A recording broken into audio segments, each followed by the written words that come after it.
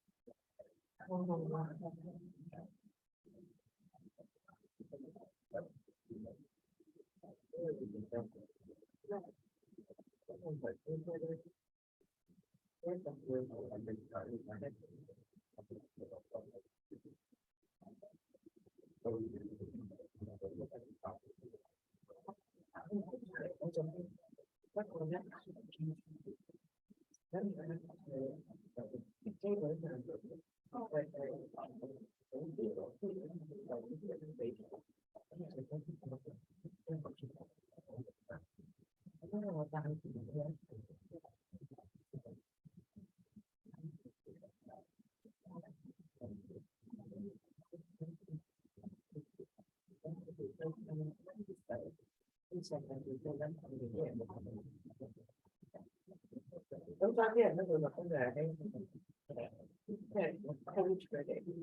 không để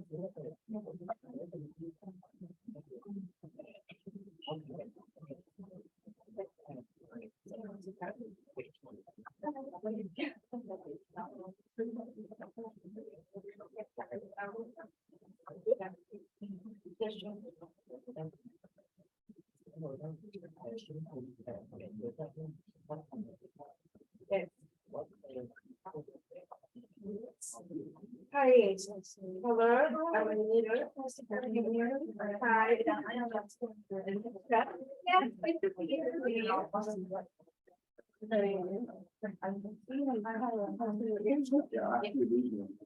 And you take a new stir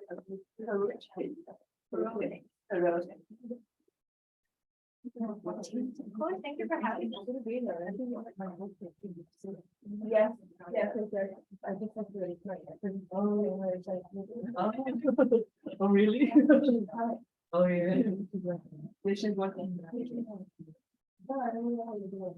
Well, thank you. Well, thanks to spend off here. For you, I think you're over extinction. And I need a quick minutes to relieve the eyes. I'm trying to say with your hand. Your person has. Oh, no. Oh, but but it's not just any location either.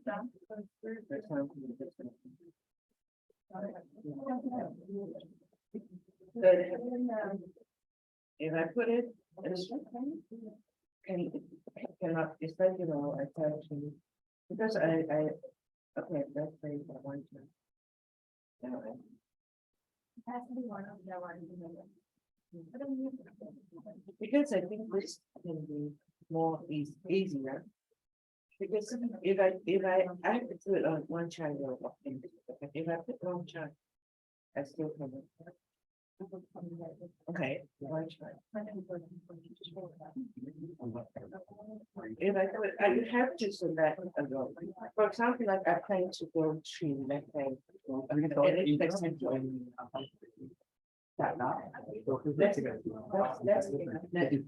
try to play with it, so I let you know from the music.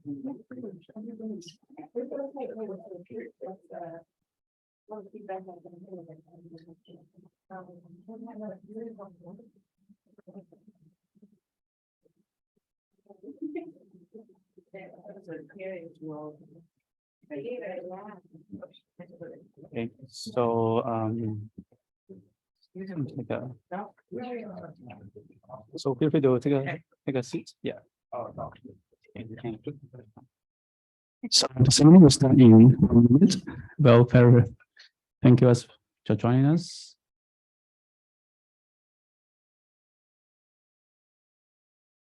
So, yeah, feel free to take a seat. I think Anita can take the blue seat. No Yep. change, And the remaining not guests, black. yeah. Can pick your own seat. Whatever you want. Feel free, feel free. Yeah. Pick your own favorite color. Maybe Okay. period on the black. Oh, yeah. No,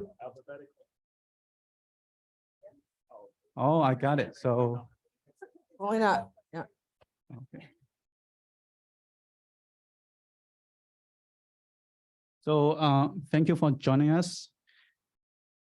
Can everyone hear me clearly on the Zoom? All right, no one is reporting problems, so let's say we're all good. So thank you for joining us, everyone on site as well. So we are really happy to host like today's seminar because we got a great panelist. So before we start, let me quickly go over some background of these projects. So I'm the project managers, and then our good food ways to good taste programs come with 3 mini projects. First is an innovation program, a student competition that turn food waste into innovative product. Second, food waste audit. We go into the kitchen of the hotels to count and audit how many food waste and what kind of food waste have exist in the hotels these days. And the last one, we host like some industry workshops of the chefs to join. And this project is funded by Hong Kong U Knowledge Exchange Office. So to facilitate the knowledge exchange between academics, students, and the industries. So we also gather support with the help of lecturers, team, and also industry partners. We have invited a lot of like industry brands to help us on these projects. So really a quick overview openings, and I'll leave the self-introduction to our dearest moderators and the guest panelists, because I'm really honored. Today we have really a gold lineup of panelists today. So let me pass the mic to Anita. Let us give her Anita a big hand. Thank you. And welcome our panelist guest. Good afternoon, everybody. So I think, today is a very special day. We are not talking about, waste in a very boring or, down. We think, you can actually make something good out of it. So here we have 3 very, you can see they are cool guys, young and robust, telling you, their story over the last few years, what they work on the business side.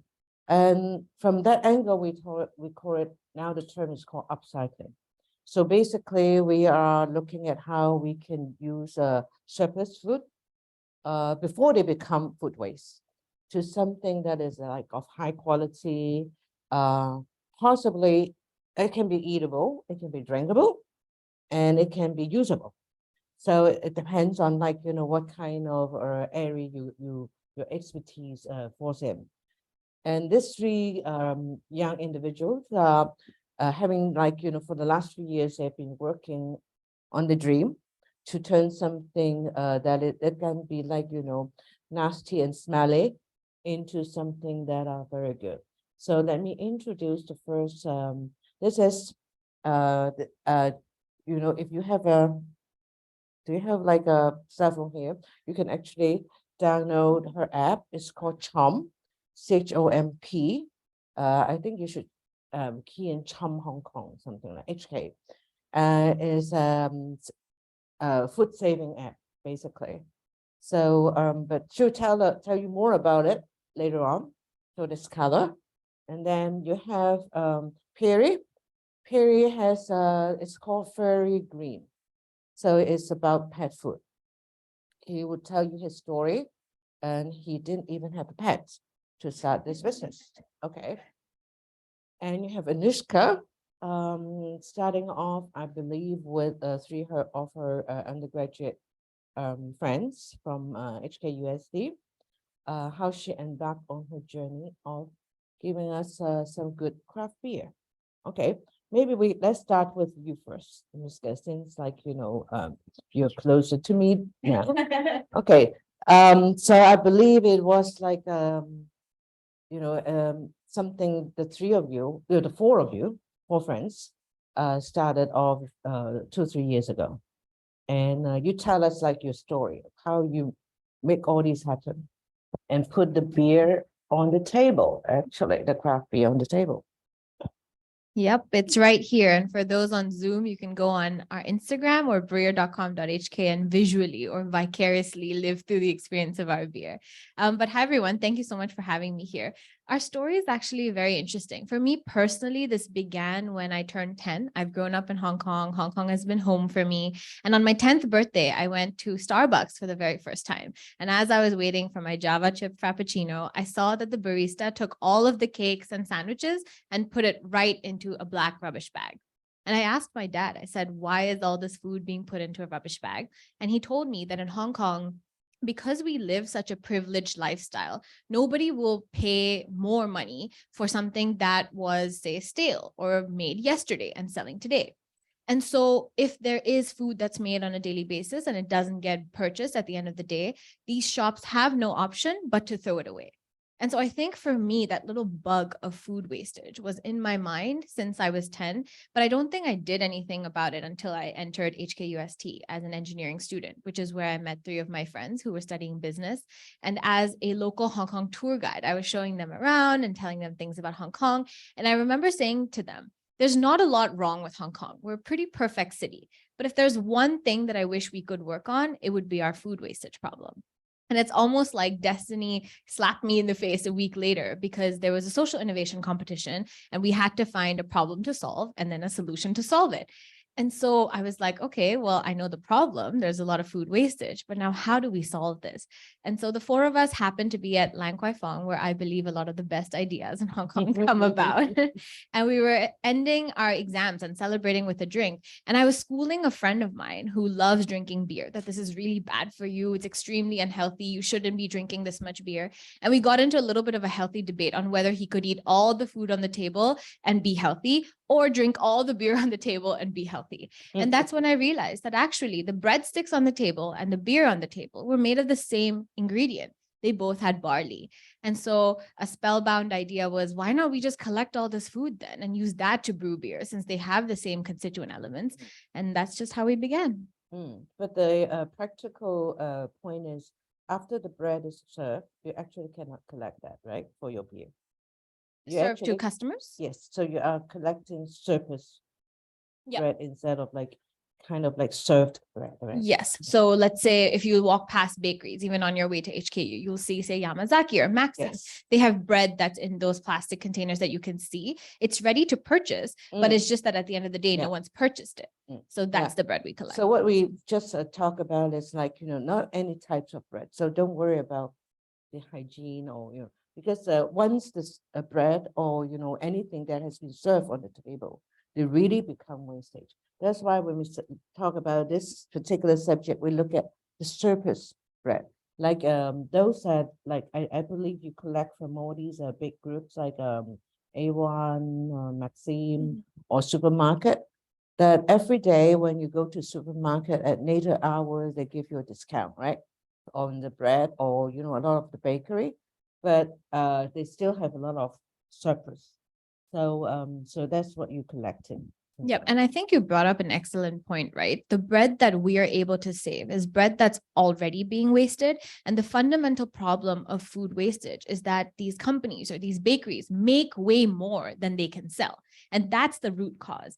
And so at Breer, we very much recognize that. So a big portion of what we do is, yes, we collect the bread and use it to brew beer. But when we do this bread collection, we have tremendous amount of data on how much bread we're collecting every day from each bakery, how many bakeries are wasting X amount of bread. And so what we do is we then extrapolate that data and give that back as feedback to these bakeries and to these partners and say, look, last week we collected 50 kilograms of surplus bread from you. Do you really need to be making 50 kgs of bread extra a week? Maybe you should make less bread and see how that pans out in terms of food wastage. So I think it's 2-pronged, our approach. Of course, the beer is one aspect, but also behind the scenes, it's really empowering with data.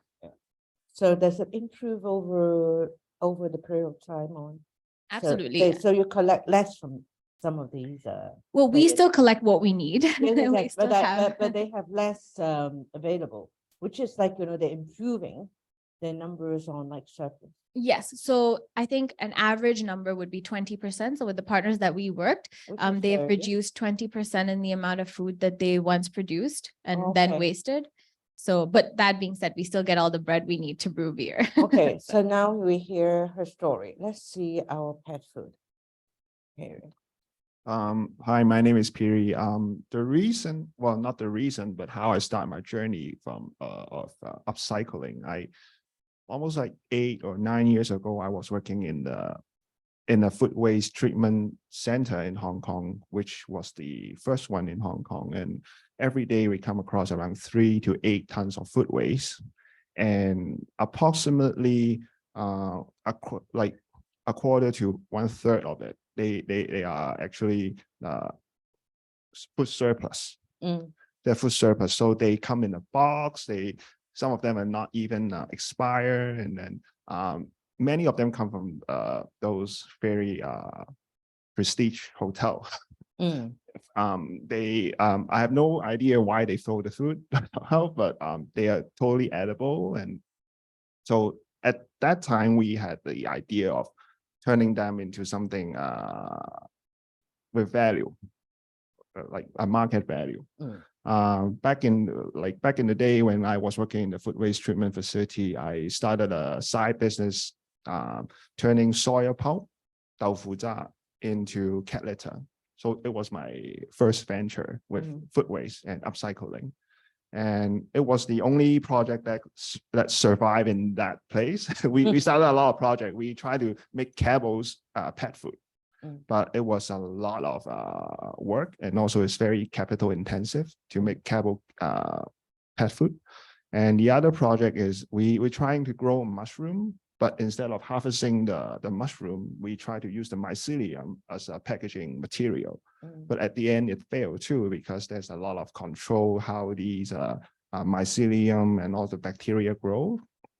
And yeah, so around it was the beginning of COVID. We have this idea again of starting pet food, but this time we are not turning into the dry Cabos that we usually see.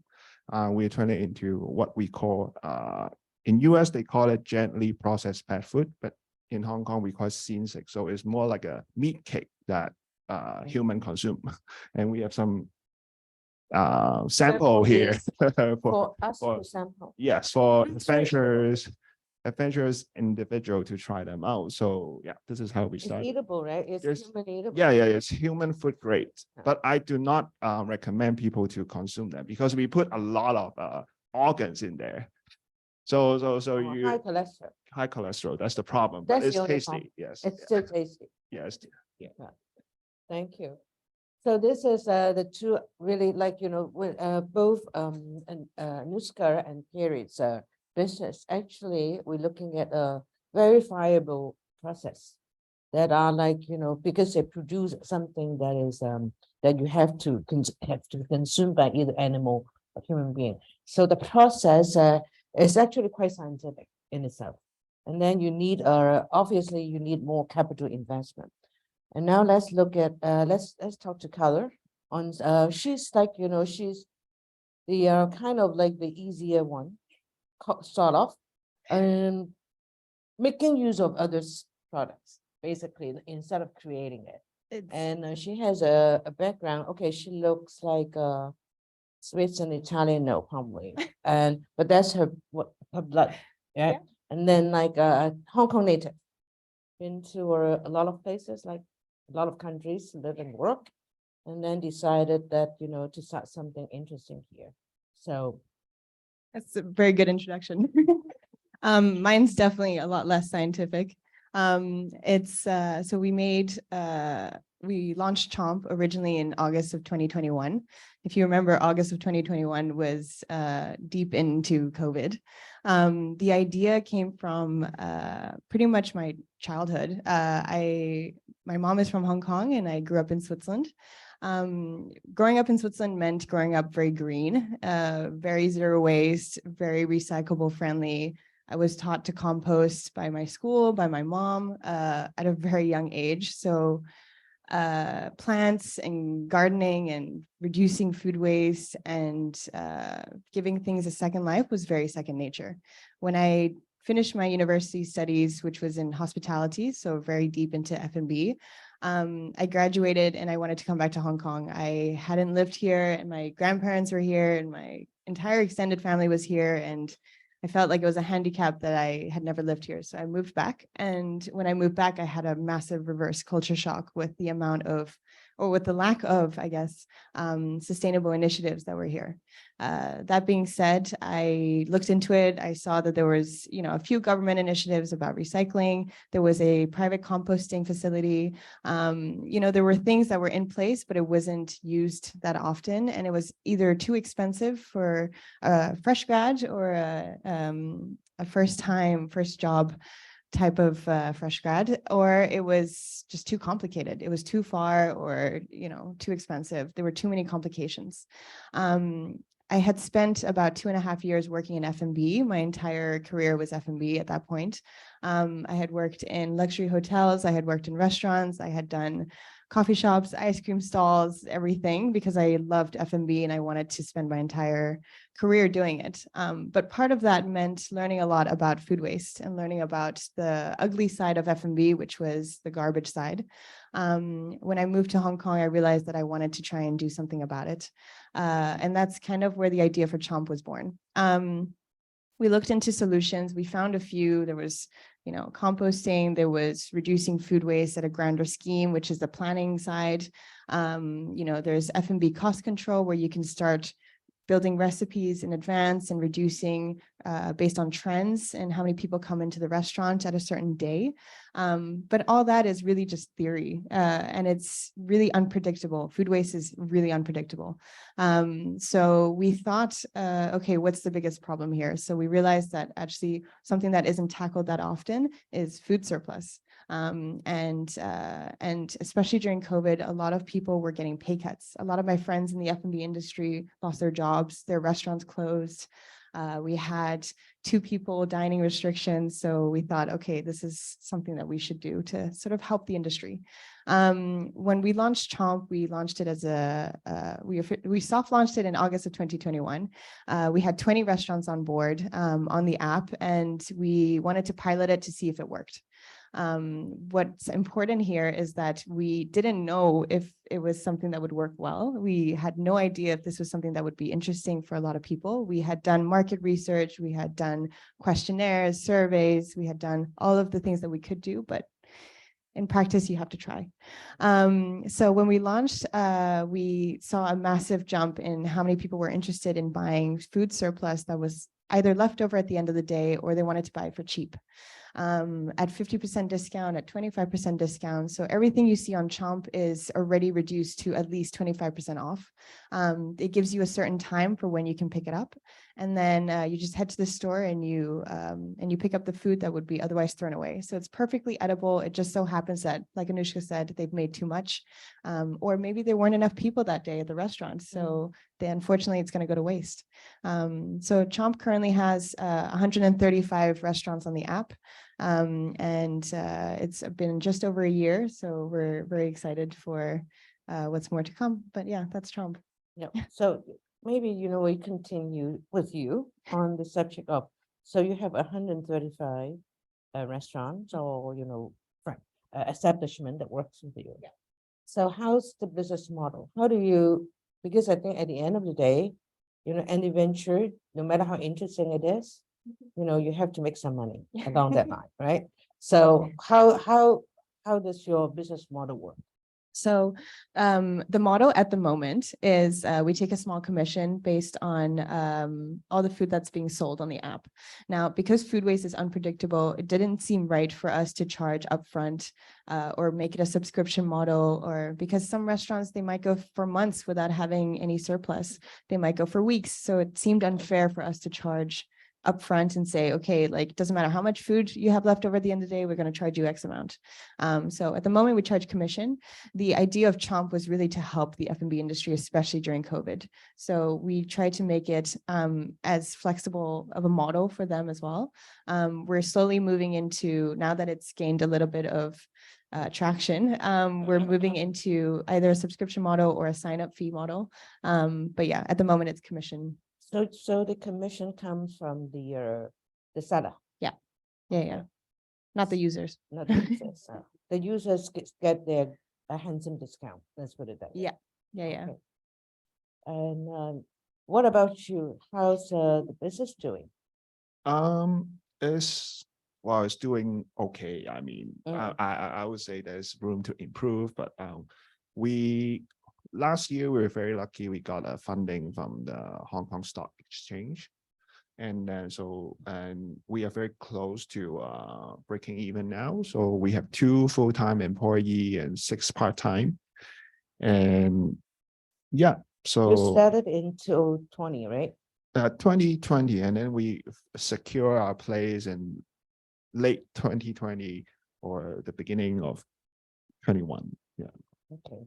So it's slowly, steadily into the We're trying to grow. green line. Yeah. So it Right. takes, because our products is a bit more, I would say, expensive is it compared to cables. Yeah, compared is to it like cables. a heavy investment type of like business? No, it's very light assets. Mm. The reason why we have to stop the cat litter business is because it was not capital intensive, but it takes like a lot of space. The Oh, okay. machinery footprint is huge. We takes like 4,000 or 5,000 square foot, and the ceiling height has to be over 5 meters. So it's very hard to get a new place if your landlord wants you to get out. So after that, whatever I start with very light assets. Okay, just a matter of interest, it's like, when you do your, like bread or cookies, we ask like, chefs to taste. Okay, which is the taste you like better? You like, more sweet, less sweet, How do you test your food? How do you test, how do you invite? Well, your I pets do in? test them Yourself? like personally myself. And I believe a lot of parents do that too. Yep. And of course, we feed the dogs or cats. So you to do get not the have feedback. like a team of pets to come and taste the We do not have them comes in, but we do have like a couple of dogs and cats to help out. Mm. Yeah. So because I saw that like they order online mostly, right? Yes. Yeah, so you do not have like, you're not selling at any like distribution point, are you? We used to be at the Great, the Park and Shop supermarket. We got 4 locations, now is reduced to 1. Mm. It's not easy to move our product without explanation of what we do and Mm. why we do that. And also they are not like a heavy player in the pet supplies industry too. Mm. So we prefer to do it online, like a D2C model. Mm. Yeah, so you're looking at so you look at your customer as like the usual any type of pet owner, or you think they need a special reason to become your customer? I don't think there's a special reason necessary for them to Okay. buy our product, but we do realize the target audience would be female Mm. at the age of 25 to 40. So Mm. this is our like a key audience. So many of them have more than 1 dog, Mm. or they have dogs before, and they see how the dog's health deteriorate, Mm. and they believe eating real food can Mm. help the dogs or the cats help. So they this is why they invest more on their food supply. Mm. But I think when it comes to pet and the psychology of pet owner is also, because pet is to be decided, because a lot of pet owner also consider like eating real food actually is less healthy. Right? So Yes. there's like 2 school of Yeah. thoughts. So I think there's along that line, like many other things, as education. Okay, let's see our beer, how we turn red into craft beer. So how we turn it is actually, let me ask, how many of you in this room know how beer is brewed? Oh, okay. Many Yeah, more. you could do home, I read it, you can do home. Yeah, that's how here. we did our first batch. I won't Okay. say it was very good, and my mom wasn't very Yeah, happy and it was that it was in my kitchen. but 2022, right? This was 2019, end of 19, end of 2019. 19. We incorporated in 2020, Okay. but this was going on in the kitchen Oh, since okay. 2019. So, you know, we would love to know, I know the first two product was a lager and a paint pail, right? Paleo, yes. Right? So, now you have how many products and, how does it work when it comes to, you know, making any money at all now? Yeah, so I'm very happy to share. We're a profit-making business as of this year. We have a few different flavors. Perhaps the most interesting for me are the yellow can you see there is our bolo bao bezao or pineapple bun IPA. So we collect surplus pineapple buns and use that to brew this beer. Also, we're doing an event tomorrow. So if any of you want to try this beer, hit me up after and I'll let you know how you can try. We did also do a white bread pale ale. So that's more for seasoned beer drinkers. If you know your beer and you don't want to experiment, you can have that. We are also doing, I'm very excited about this, a pink hibiscus sour beer. So it's going to be one of the first beers in Hong Kong that's actually pink in color, which I think is super, super cool. And I get very excited when I talk about it. So we're doing that. And then we have another final flavor coming out, which is a coffee stout. So we actually collect, of course, white bread and put that in the beer, but also coffee grounds from cafes. So after your cuppa is brewed, you know, they dump the grounds straight into the rubbish bin. So for us, they keep that and we use those grounds to flavor our beer. So we've got these 4 different flavors and we do them in cans and kegs. So, and our business model is actually B2B and B2C. I would say dominant is B2B. We have a lot more B2B customers that order from us in bars and restaurants. And we also do have a partnership with the Maxim's Group. So we're available in all of Maxim's restaurants under the name of Bottle of Bread. But we do also have our own website and sell our beer directly to consumers there. So you can't do, do you have place that you can just go in and buy? Yeah, absolutely. So some of these photos that you see behind me are actually places that you can just walk into and buy. Okay. So the leftmost one is actually, I was very excited. It was at UST in our Chinese restaurant called China Garden. So I walked in there to have a meeting and I saw this on the table and I was like, oh my God, that's our beer. So How much I is was it? telling- depends on where you're buying it. So that partnership with Maxim's, you can see it says $48 a bottle, but actually $10 for every purchase of that bottle is donated to charity. So we worked with the Chicken Soup Foundation. So there is a charitable element there because it is a big group that we're working with. But everything else, our cans usually retail for around 30 to 32 Hong Kong dollars, but they are the cheapest on our website. So if you ever want to buy beer and get a good discount, you know where to get it. And how much are you charging on your pet food? So our regular price at 23 to 36 per 100 grams. Okay. So it's a little bit pricey compared to the So the 100 can. gram is good for a meal for small size dog. Yeah, it's good for like poodles, Poodles. like, or in dogs under 10 kg Okay. in general, because otherwise he or she will be eating too much. Mm.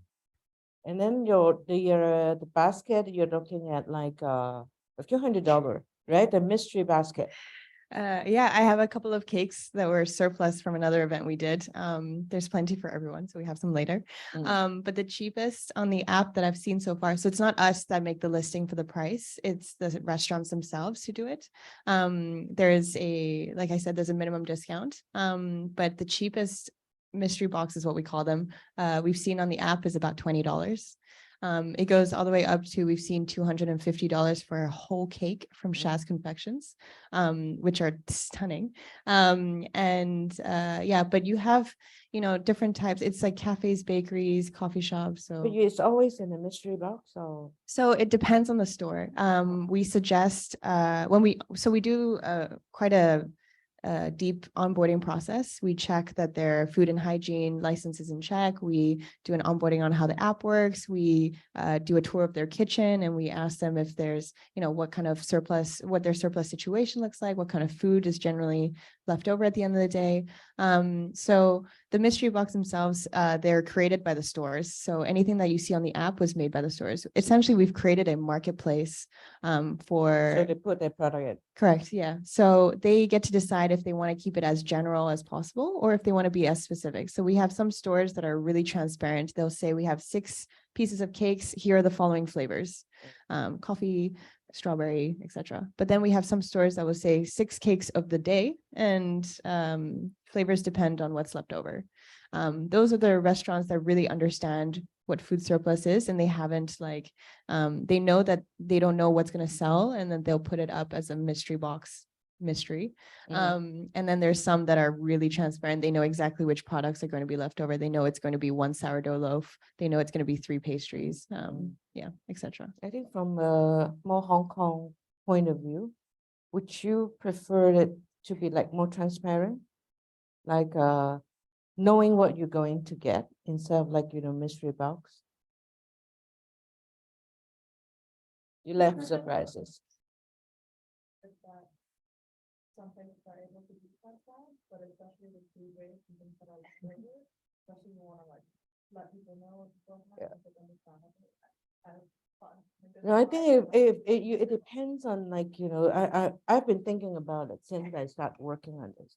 On like, and going to your apps to look at it. I most probably like, if I look at it as a source of my regular buy, then I would want transparency. If I look at it as like once off to have some whatever surprise, then it doesn't matter. Then a mystery box thing will work. For sure. So when we first started Chomp, I asked my mom what she would want. She's a different generation. She was born and raised in Hong Kong. She went to uni in Hong Kong. So I asked her what she would want. And she was like, oh, it depends on the day. Like if it's a Friday night, I would rather be surprised because I've had an entire week and I'm tired and I just want to be surprised.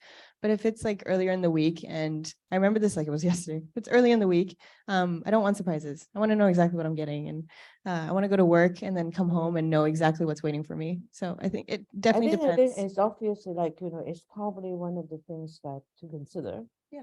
For like moving forward, whether you want it to be like, for people that are looking at helping the industry to, maximize the surplus and and how big your apps want to grow. Because I think, from a general consumer point of view, it's easier for a shopping person to know, okay, so this space like, every other day they would be like, selling sourdough, things like that.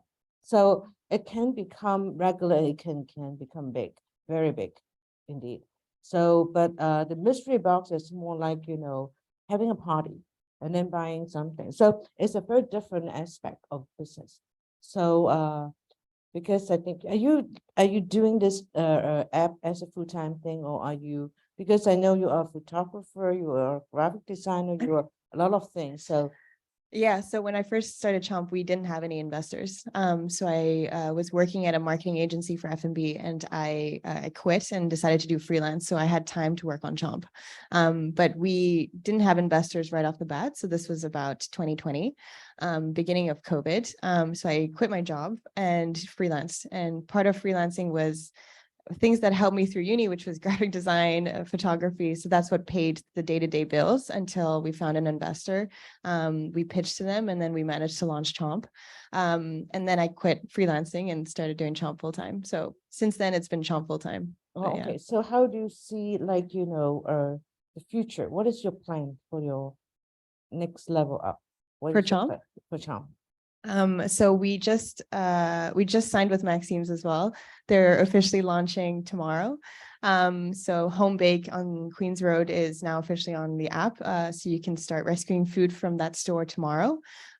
We've recently signed with Nan Fung Real Estate Group, which means that if you download their loyalty app, NF Touch, you can upload a Chomp receipt onto their app and you can convert it into their dollars. So you can use it as coupons for any of their malls. So that's, 5 malls across Hong Kong. The Mills is one of them. And we're working on the same partnership with Hang Lung and K11. Mhm. So New World. So we're working into a few various different pillars. We also do corporate workshops. So food waste workshops and educational classes. And we're rolling it into turning it into cooking classes. So Mm. that's something that we used to do back at uni, but it's turning food scraps into real products that you can taste and actually discover how to make it at home. That's something we do on our social media, but it's never been done in practice. So we're going to roll that out soon. But yeah, there are many different ways that we can expand. It's not just the app itself. We can get more vendors, we can get more users, but I think food waste comes into many different forms, and it's important to tackle as many places as possible because it's not just restaurants, there are canteens and schools and Yep. yeah, so that's the plan. Thank you. And then Piri, tell us your next plan. Coming up. So of course, obviously, we want to sell more pet food, Mm. make more, and also collect more food surplus. The other direction that we are going to try this year is we want to replicate what we have built in other city. So it could be a city in China, in southern China, or more specifically will be Macau. A very similar kind of demographic and But do you have problem getting your source of product now? so if we replicate in other places, we have to work with a partner. Mm. And in Macau, probably she is listening right now. Yeah, but locally, do and you- she is a good partner in Mm. in the And area. locally, do you like, your source of meat? Yes. Yeah, do you have problem getting it? Well, right Right now we limit we only collect the beef tongue, so outlay. Mm. So in a high-end Japanese restaurant, the izakaya restaurant, they only use like 15 or 10% of the middle part of the beef tongue, and we Mhm. collect the other 80% and turn it into okay. food. But Very good. we have to be very careful with collecting meat, because protein and also for health and safety reason, and also quality issues. So it's not, so this is like, beef tongue is the only thing you can like. What about beef or pork so you don't like, or you don't want? No, we got like people approach us and they say they want to donate some fish to us, but Fish that might will, be difficult. yeah, it will be very Smelly difficult. of it. Yeah. Yeah, and also it has to be deboned and all the scaling, everything, and so most of our veggie are collected through the VMO, 蔬菜統營處, which is like a wholesaler so in look. Hong Kong. Yeah, because I can imagine because a lot of our food waste are like, about to expire product, including frozen meat, and frozen meat is also, a lot of them are good meat, Yeah. Imported or local. So it doesn't go to your place to. We last year we were approached by a frozen meat wholesaler. So wherever they cut the meat, they make They have a end cut. trim. Yeah, they end cut or maybe like the trims. Yeah. The trims like they are more like a dust or of powder, Mm. the meat powder. And every day they have like maybe couple 100 kg. And we're talking about like a small wholesaler, not well, medium-sized wholesaler. Mm. So they want to donate to us.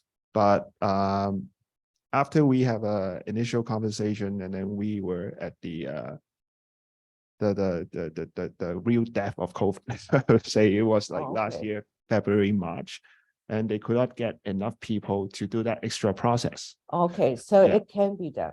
It can be done, Yeah. but the problem, well, we talked to the food technology professor and professional, they said it should be okay, the way they handle it, keep it frozen and everything. But at the end, because they couldn't hire enough labor for their regular operation, and in order for them to do that, they have to hire one extra But manpower. if you look at it from like supermarket, there's a lot of like, on the shelf in the freezer, there's like packs and packs of like, minced beef, for example. Yes. There. So I think, maybe Anushka can share how she get into, the closet of our bakery people and then get all their surplus bread or as much as you want, basically, right?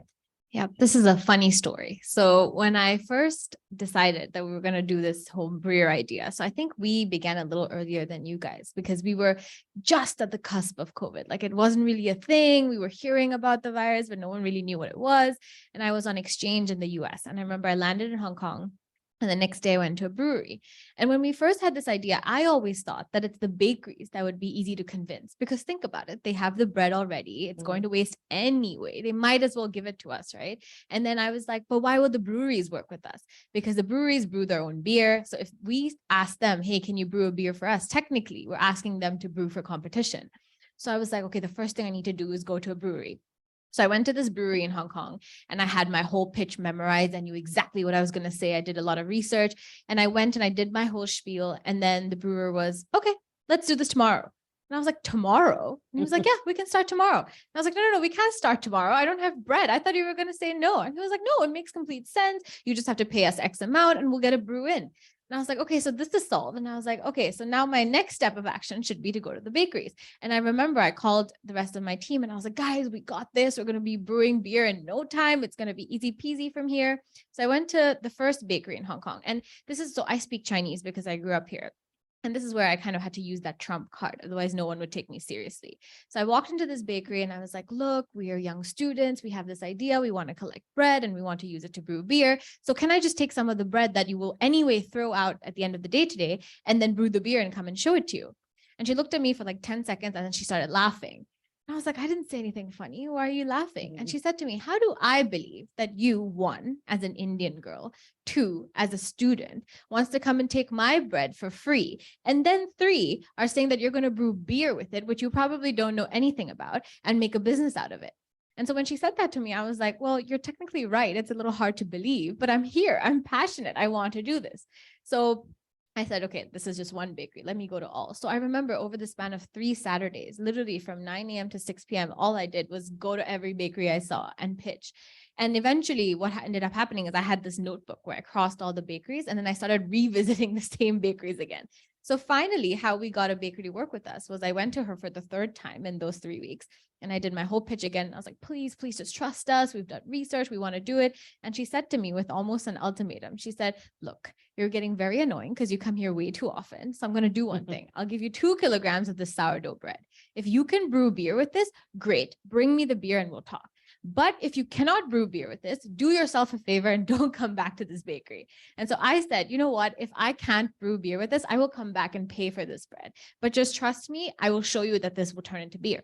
And so we went back to that brewery that I was very excited about, brewed our first 20 liters batch of beer. And I'll be very honest, the beer tasted terrible. It was way too salty, but I was so excited because it was the first time that we saw that, okay, bread does actually turn into beer.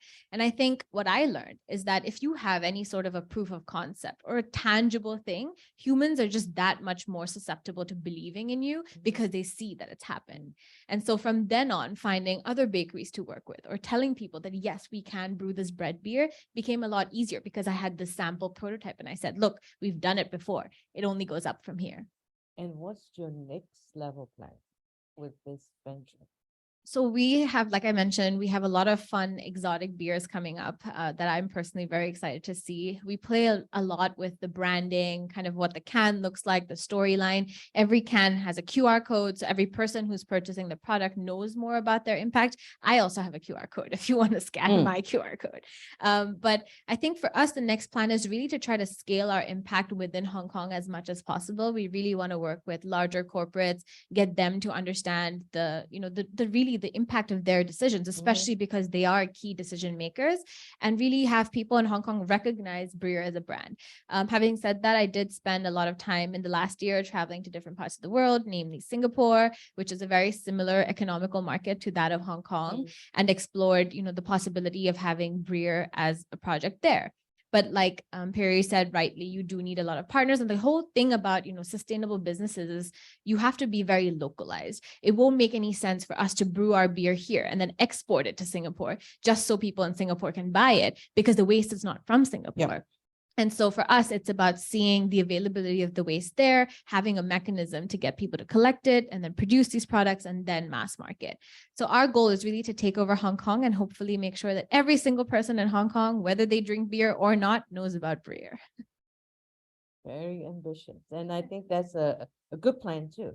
And I think more people will know, and craft beer itself is getting very popular. In Hong Kong, still like, in the growing path situation. If you are in Europe, everybody is drinking craft beer. There's Yeah. like hundreds and hundreds of like tastes. You'd be surprised. Hong Kong consumes 30+ billion liters of beer a year. Yeah. That's a lot of beer. So So it's a maybe growing market for sure. some of those people are here too. Yeah. So I think, we do have a schedule. Let's hear if our friends here has any questions. Yes, Jetty.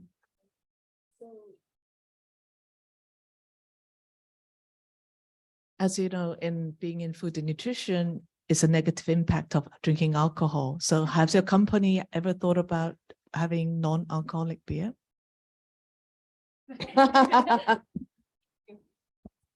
We are very flexible. Absolutely. So the thing with Hong Kong is it's a little technically difficult to brew non-alcoholic beer because, fun fact, non-alcoholic beer is actually brewed as alcoholic beer, and then the alcohol is evaporated out. So it's kind of a backwards reverse engineering process. And that machine that actually evaporates that alcohol out is called a pasteurizer, which a lot of breweries in Hong Kong don't have, or at least got until, say, 2 months ago. So a lot of the breweries, and just, for context, we don't have our own brewing facility. We work with the existing brewing facilities in Hong Kong and basically outsource their license and their production facility. And so if they don't have it, it's hard for us to have it. So we are trying to get them to give them a little nudge and be like, come on, use that pasteurizer. We want to brew a non-alcoholic beer, but it's definitely on the cards. And to your point, I agree. I think alcohol is very often talked about as a taboo industry, and it may rightly be so, it may not. No one's to judge, but we realize that there's also a very large market of people out there who just don't indulge in alcohol, myself included. I'm not a very big fan. And so for us, there are ways to make beverages that are more sustainable. So at Breer, we have the idea of collecting fruit peels from a lot of the bakeries that we work with who use fruit to decorate cakes and use that to make seltzers, maybe kombucha. So really the world of innovation in just the beverages space is endless. We haven't really dipped our toes into it yet, but never say never. Maybe very soon. Yeah, I think that's an easy or straightforward way to look at beer is beer, but you can always have another product line working with other partners, along that same line. Absolutely. Do we have other questions? Actually, the online. Yes. Yeah. So the online audience can. Thank you. Hi guys. Firstly, I just want to say I love the fact that you've sort of identified within the food systems. Obviously, you've got processing, production, and then consumption and disposal of food. But you've kind of found that gap in between the consumption and the disposal, and you've captured that to make that food that would be waste edible. And obviously, all the problems you're solving are unique to Hong Kong, which is also awesome. So, what I want to hear from, this is a broader question, but for Hong Kong to sort of level up its food system in general, what do you think it needs to do? And that any one of you can answer that, or all of you. You mean level up on food waste management, or Just level up food on systems in general to make sure that we are, not impacting the planet, but we are meeting the needs of a growing population. Mm. It's not an easy question. I think, well, maybe we can break it down into our eatable you little so much. part, so that it's because sometimes a very big idea are looking at like small steps. So we're looking at our different panelists because we're talking about food waste is a very big problem and is a very big area to tackle. So we just look at, because we have the three panelists here, we look at from our individual controllable point of view, what are the things that we can do? And we have the government, we have a lot of like, other forces that are doing many other things. So we focus on like, from the upcycling side. So mention about like, non-alcoholic. So we also talk about like, not just peep tongue, there's a lot of other process that we can use. And we talk about the mystery box. Instead of mystery, we make it like, more transparent to capture regular customer. All these are possibility of, because we're talking about positive influence. We're talking about setting the tone, setting a platform for people to feel like, okay, if I'm buying a good product with that, and I can also help to improve the environment, that feels good too, right? So I think, maybe from our panelists, like, see who wants to fill in that along that line on like, what do you think, how you can increase your role on helping the planet in general, or maybe like just Hong Kong, not so, Mhm. I can start us off and I'll pass it over. So I have two answers to your question. One is a little more macro and one is more on a personal level of what I as an individual and hopefully all of us in this room can do. So the first one is a pretty strong opinion of mine, but I really believe that if the Hong Kong government made it mandatory for businesses to pay for the food that they would throw out, it would change the notion of how people approach food wastage at the root level. Like I said earlier, at Breer, we are very aware of the fact that our solution isn't a direct solving of the food wastage problem. It's more a byproduct because the food wastage happens already and then we use it. But the honest fact is that there is still going to be food that people will make a lot more of and can't sell out of. But if you think about it from the business's perspective, the moment they realize, oh no, if I'm making too much food, I'm going to have to pay to dispose of it. That is a lot of capital that's going to go into that. Let me just look at my supply chain process and see, okay, where can I reduce how much I'm making, or where can I maximize product allocation? And in that sense, you are almost rewiring the gears in these minds to then think of how do I prevent from there being more food in the first place? And so I think if there are rules like this in place, like the plastic bag levy is a great example. Granted, it's only $1, but I read yesterday that the government reported that 60% of plastic bags usage was reduced. So it does work when you put some sort of a deterrent or especially a price tag for things like businesses for whom money is literally their bread and butter, pun intended. It makes a difference. So I would say that's kind of my idea for more of a macro perception. But for me as an individual, one of the things I've realized very early on is when we talk about sustainability, everybody talks about sacrifice. Today, if I was to ask you, how can you live a more sustainable life? I'm sure one of you will say, stop eating meat because you should have a more vegetarian diet. Or someone else will say, take more public transportation, don't drive your car. But what if I love eating meat? What if I love driving my car? Yeah. These are things you're asking people to do that might potentially be a sacrifice of things that they like. And so even at Breer, what we try to do is if you love drinking beer, that's fine. There's no judgment for it. But here's an option of a beer that you can drink and at the same time live a sustainable life with. And I think it's about recognizing how you can do that. So one example in my personal life is my family is very old school. We like to give each other gifts, and we've been doing this for years. So one of the things that we do is on New Year's, we all open the New Year calendar together. And so every year that means that we buy a paper calendar. And this year, a calendar that we bought actually came with seeds disseminated into the calendar pages. So every time the month is over, let's say March is about to end, I'm going to go home and rip up that page and plant it. And it turns into a plant. So this next one is basil, which I'm very excited about. But it's a very cool way to turn a tradition for my family that's been happening for years and years and still retain that emotion, but at the same time, do something good for the planet. So I would say just think of habits that you have in your daily life now and look for ways to enhance that habit. I'm not saying get rid of it, just find ways that is, being more sustainable. So that was my 2 cents, which was a very long 2 cents, but I'll hand it to you guys. Anybody has anything to add? I think you asked a very good question, and I keep your macro and micro perspective. My background is more science and engineering technology. I come from a background like that. I study chemistry and environmental engineering. So, but what I have seen for food waste or any kind of waste reduction is more behavioral change, which has nothing to do with science. There's another aspect, which is more effective than any science or technology development. can solve that problem.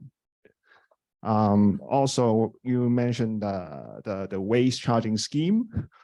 Like the first time I heard about the bill, I just finished college, and my son is like going to kindergarten now. So I don't know when will that be happening, but as soon that will help a lot for waste generation in general. So how to just connect back to Very Green. Like when I start this business, I have this vision that in Hong Kong, we always talking about 3,500 tons of food waste being generated daily. And then based on our study, around 800 to 1,100 are pre-processed food waste. So they can be commercial industrial food waste. So they could be the bread you mentioned, can be the beer, spanded spill, or the grains, or coffee grind, soya pulp. So out of that portion, the pre-processed, the commercial food waste, we assume, let's say 10% are actually the food surplus, which are the edible bread or the ugly carrot that they couldn't sell, or the meat trim or whatsoever. These resources can feed all the stray dogs or the animals in the shelter in Hong Kong. So this is why we want to do that. We try to reconnect the resource from waste and turn it to the animals that needs the resources. Thank you. Do you have anything to add to that? I'll keep it short. I think from the F&B perspective, I think there's a lot of theory on how to reduce food waste. There's a lot of practices that we learned at school, things like simplifying a menu, making food items that have, let's say, 5 to 6 ingredients, and using those 5 to 6 ingredients in other dishes. That's another tactic to reduce food waste. It means having less ingredients available in the kitchen, reducing space, reducing time wasted, also reducing your food bill. When these chefs have to go and do cost control and they need to order all these foods, by buying bulk carrots as opposed to like carrots, celery, and cauliflower and all these different ingredients, it's much easier to buy one ingredient or simplify it. That's one thing. Industrial composting is extremely expensive as well, especially in Hong Kong. This is quite common in the Western part of the world. So in the US and the UK, there's a lot of industrial composters, but size is something that's a problem in Hong Kong. There's not enough industrial composters that fit in small Hong Kong kitchens. So that's something that hopefully in the future someone could invent. But there are, public composting facilities in Hong Kong. There are a few, like Opark One has a composting facility, but not to the scale of proportion of how many restaurants there are in Hong Kong or how many households there are. So I think we have the potential of, like, we have the education, we have the knowledge, it exists in the world. I think it's really putting it into practice is the difficult part. And also education on a personal level. There are a lot of students who don't, students, young adults, fresh grads who don't really know much about reducing food waste. Sustainability is not a very spoken about topic. I personally didn't learn much about it. I learned it at home. I didn't learn it at school. So it's something that's, really lacking, and there aren't that many degrees or resources on trying to be more sustainable or practices, because the data changes all the time as well, so it's hard to keep up. But yeah, that's my 2 cents. Thank you. So actually, we have actually overrun our welcome here, but it seems like everybody's like get what they want here. And from today, I think this is a new chapter that you can actually it's taking you to see. You can go into their website, you can go into their apps, and then if you type upcycling, in your Google or whatever browser you're using, there are a lot of ideas. And I have to say, it's not like we're doing anything new here. We're just turning something, in our local context that that can create a new, venture. So for today, the learning is like how we can actually turn food waste into good taste, and in a business context, I mean. And the other thing is actually business takes much more than an idea. It's not like, I want to do good and then it can become a real business. It needs a lot of hard work. in a workable business model, a lot of marketing, and most importantly, good products. So, people don't buy a product. We have to look at customer as not, we don't go to the conscious to say, because it come from a good idea, or a good, vision that you should buy my product. The product has to be a good product itself. So I think, this is important on like how our craft beer, how our pet food, because it has to be a good product.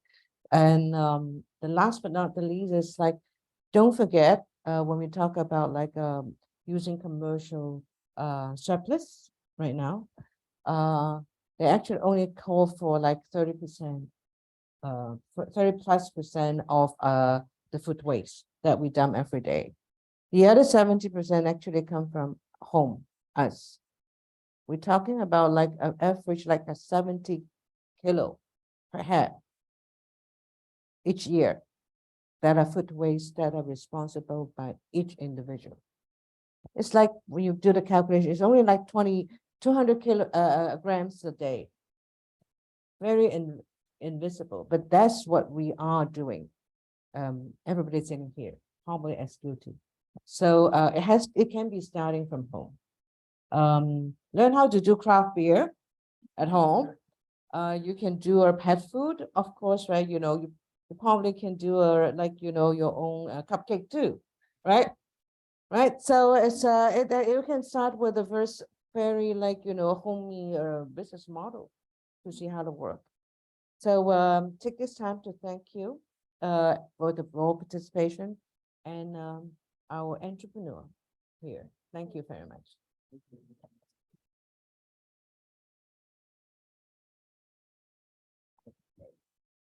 So you can actually enjoy your cake. Yeah, and thank you for everyone joining us online and also on-site. I think that's it for today's seminars. And then for those on-site, feel free to stay around to network a bit. This room will be available for 15 minutes. Yeah.